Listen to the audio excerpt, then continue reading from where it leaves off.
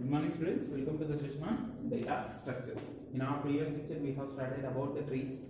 Trees is nothing but our non-linear data structures where we will be storing the data in the format of hierarchical structure. Simply you need to remember the tree. Generally you people will be observing the trees in this particular format. If we are reversing that, then we will be storing the data in that particular format. I can say suppose we will be having the root node, we will be having child nodes for it, and we will be having the remaining nodes as well. And we have seen few terminologies which are related to your trees in the previous session. That is root node, what is root node, what is child node, what is parent, what is child, what is sibling. Okay, that is what we have seen in the previous session, I can say, and we have seen what is depth and height of the trees. Okay, in our today's session we are going to see how we will be representing the data in our trees. Okay, there are different kind of methods in order to represent the data in trees. In that, the first one that we are going to discuss is your representation is the representation of data elements in the tree by using the linked representation, or as linked representation of trees we can say. Okay, this can be done in two ways. One is by using the linked representation, we will be having the fixed length of nodes. Okay, and other will be variable length of nodes. Mean to say that in our first case we will be saying these many elements will be there which is related to your tree, but in the second case we will be saying we will be having the root node. For that root node how many children will be there, that we are going to say, but further those children will be having the childs, but how many childs will be there, that we won't say. They will be incremented as per the requirement. Okay, that we are going to see in our today's lecture. Let us see the first representation, that is linked representation with a fixed length. Okay, so this is the example that I have taken from your material. Linked representation of tree having fixed length node.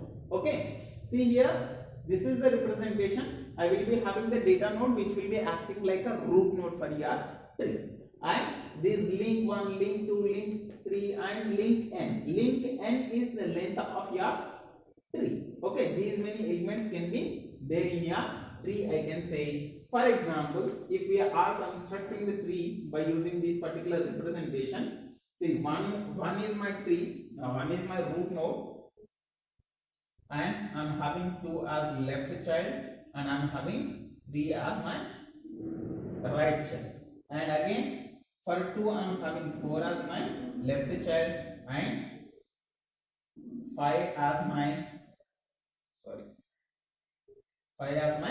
right child, and this for 5 node we are having a left child called 6, but we are not having any right child over here, and we are having none for your node called 3. Okay, this is how we will be showing you how many nodes, how many links will be there.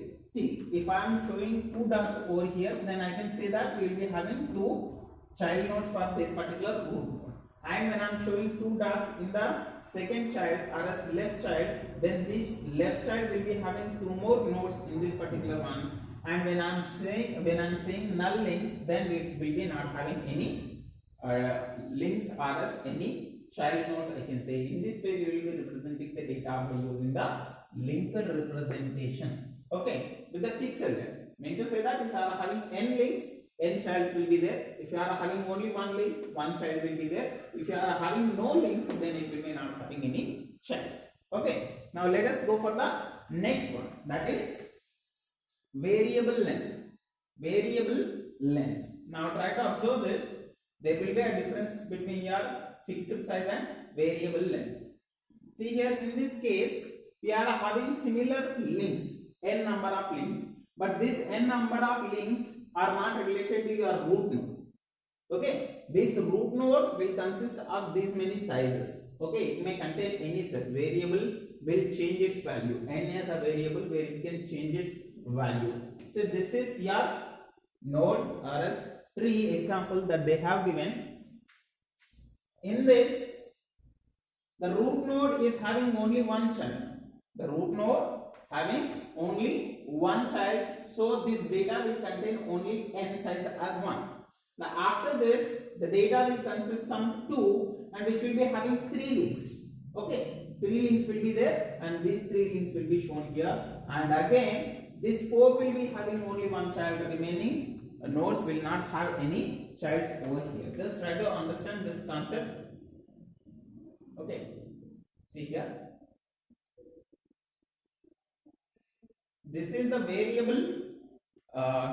variable size, I can say. Okay, in the previous one we have said how many links will be there, how many elements will be there. But in this case, for every node we are giving the size. Okay, for the first node, already I have shown you people, your tree is like this, 1 and then 2 and then 2 is containing 3, 4, 5 and 4 is containing 6. So this is what your actual tree is. Okay, then that will be represented in this particular format. Okay, by using the variable length size representation. Okay, how it will be showing you people, see. The data will consist of the data and size will show you people how many child will be there for this particular root node and the link will be given to you people. This size indicates that you are having only one child, that is 2. And after this data we are showing that we are having 3 elements for this particular node. We are having 3 childs for this particular node and 3 links will be given to you people and again will be going for the next data and it will be showing you 0 if it is not having any links, any childs, then it will be shown as 0. Okay, and after this you see we are having 4, it is having one child, 6. Okay, and that link will be given. 6 is not having any child, that is the reason it is shown as 0.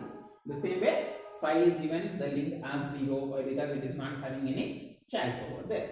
Okay, if you are showing like this, the data link will not be wasted, I can say. Okay, this is how we will be representing the data in variable length size representation. Okay, this is the actual representation. We will be giving the data and we will be giving the size. Okay, whether you are having 1 data, RS2 data, RS3 data elements which are related to your root. And again that element will be having some links. Okay, those links will be given over here. That is what we have shown here. The first data is having 1 child and it is having 1 link. The second data is having 3 childs and 3 links. Okay, like this we will be showing the representation. And let us go for the next one. That is representation in the format of arrays. Okay, consider your array as this, RS tree as this. Okay, I'll just draw this particular diagram. I'll be taking this example. Okay, we are having the tree like A as our root node and B and then C and then D, and these are the nodes now. Okay, E, F, G, okay, and then we are having H over here. This is how we are having the tree in the and this tree will be shown in the format of arrays, I can say. Okay, now see, in order to represent the data in the format of array, we will be taking 3 arrays over here. One is beta, one is left child and one is sibling. What is the sibling? The sibling node is the node which will be beside of that RS, which will be given as the brother sister relationship, I can say. Say suppose this is the root node, it will be having the child, left child, right child, whatever the child that we are having. But if A is having 2 childs, then those 2 childs will be called as sibling. Okay, now let us try to understand how we will be representing the tree in the format of arrays, I can say. Okay, just I'll zoom in so that it will be clear to you people. Okay, now consider this. This is our tree. Actually, the given tree is this, and if you are converting that into arrays, how it will be representing the data? Just try to understand. Now I'll be numbering the nodes 1, 2, 3, 4, 5, 6, 7, and 8. As I have given the numbers, as per the numbers, the data will be stored in the array. And in order to represent the left child, we are giving the link. To the A node, we are having the left node as B.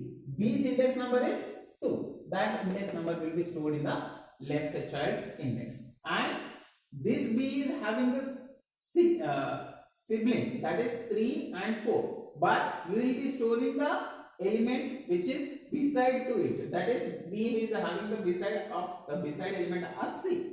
Then that will be given as sibling. See here, A is having only left child, that is 2. 2 is nothing but what? Your B. Okay, and we have taken that A is not having any siblings, so it will be represented with 0.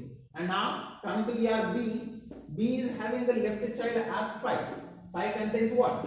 E. Okay, E will be given as left child, and B contains one sibling, that is C. That is given as 3. Okay, the same way I will come to your C, and C is given with the index number 3.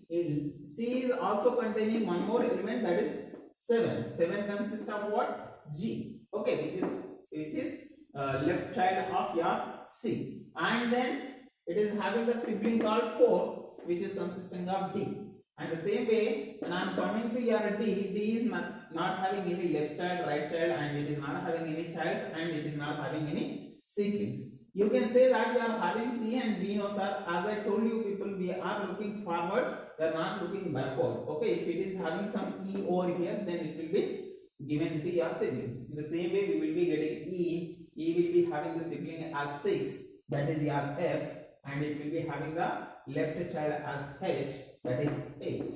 Okay, and F will be not having any left child, right child, as well as it will be not having any siblings. In the same way, G will be not having any left child, it will be not having any siblings. In the same way, H is also not having the left and sibling. Okay, in this way, we will be representing the data in the format of array icons. Okay, and the next one that we are going to discuss is your binary representation. Binary representation. This is how we will be having, actually whatever the tree that we have taken, that will be considered as a general tree, and when we are representing in the binary tree, that will be taken as a B tree. Okay, that will be taken as a B tree, I can see. Okay, now let us try to convert the actual tree into binary tree so that we can easily represent that into binary representation. Okay, now let us take the example. So this is what the example, the previous example only that they have taken. Just I will try to write here. The first step, actual general tree is here, this. A is root node and it is having B, and it is having C, and it is having D as its type, and B consists of E and F, and C is consisting of G over here, and E is consisting here H. This is the first step. It is a general tree. Okay, and after the first step of conversion, just you need to remember that, you need to remember the rules like this one. Every node that is present in the general tree should be present in your binary tree also. Every node present in the general tree should be present in your binary tree also. And when you are converting the tree into binary tree, your left child or the right child which is related to your siblings, that should be converted into child. For example, here we are having the sibling called B and C. In a binary tree, you need to remember one condition, that it must have at least one, at most two childs, I can say. At most two childs means A should consist only one element or two elements. It should not have more than that. But we are having three elements over here. Okay, we will be discussing what is binary tree, what is complete binary tree, what is incomplete binary tree. Okay, all those things will be discussed later. For just now, try to understand, we should have one child or else two childs for the binary tree. But we are having three childs over here. So we need to convert that into binary tree. For that reason, we are taking as a root node as A, and for B, we are converting this into binary tree now. Then it will be made as a child. C is made as a child, and C is also having the sibling that will be made as a child for this particular C. And C is already having what? G. Okay, actual tree will become like this. Okay, that is the reason they are showing like this one. The second case, what they have converted is we are having a root node and it is having only one child, that is B. We are not having three childs over here. The second condition is this: you need to go for the siblings, you need to convert them into the childs. Okay, that is we are having E over here. Okay, and this sibling is E sibling is F. Then this will become one more child for your E, and then B's child will be called as C now. Okay, we are converting the sibling into child. Okay, and this will be done like this. Okay, G, and already E is having the child as H. Like this it will be converted. And after the conversion, you can see the actual diagram. Okay, this is how we will be converting your sibling into childs. Sibling into childs.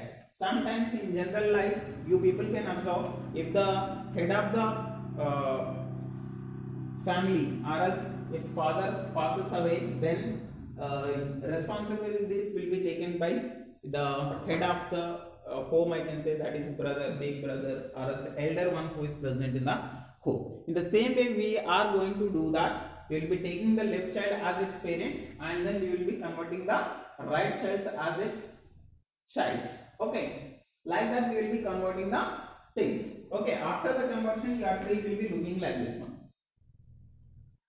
Actual tree will be like this. This is your binary tree. That is what I have written here. A is having B as its child, B is having two childs, that is E and C, and A is having H and F, and C is having G and D as its childs. And this will be represented as your binary tree. Binary tree should have at most two childs. It should not have any 3 childs, 4 childs. It should not have like that. That is the reason we are reducing the actual tree into this. In this binary tree representation, we will be taking the root node as your root, and we will be consisting left child and right child. If it is having the left child, we will be representing that. If it is having the right child, we will be representing that.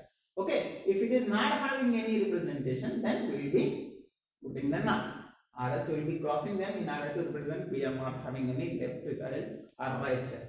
Okay, but in this case, we are having the root node as A, and we are having only one child, that is left child. We are not having any right child. That is the reason they have kept a cross mark over here to represent that we are not having any right child. But for B, we are having left child as well as right child. Left child consists of E and right child consists of C. Okay, again, left child consists of E. No, E consists of two elements, that is H and F. F is not having any left and right, and H is also not having any left and right. In the same way, C consists G and D. Left child as G, right child as D. D is not having anything, and G is also not having anything. In this way, we will be representing the content of your tree in order to store the elements. Okay, this is the theoretical part. They haven't given any coding part for you people, but you need to represent the elements in this particular formats. First one is linker representation, second one is array representation, and the third one is binary trees representation. They are very important for you people. Just go through them. Okay, that's it for now. I hope it is clear to you people. See you in the next one. Thank you.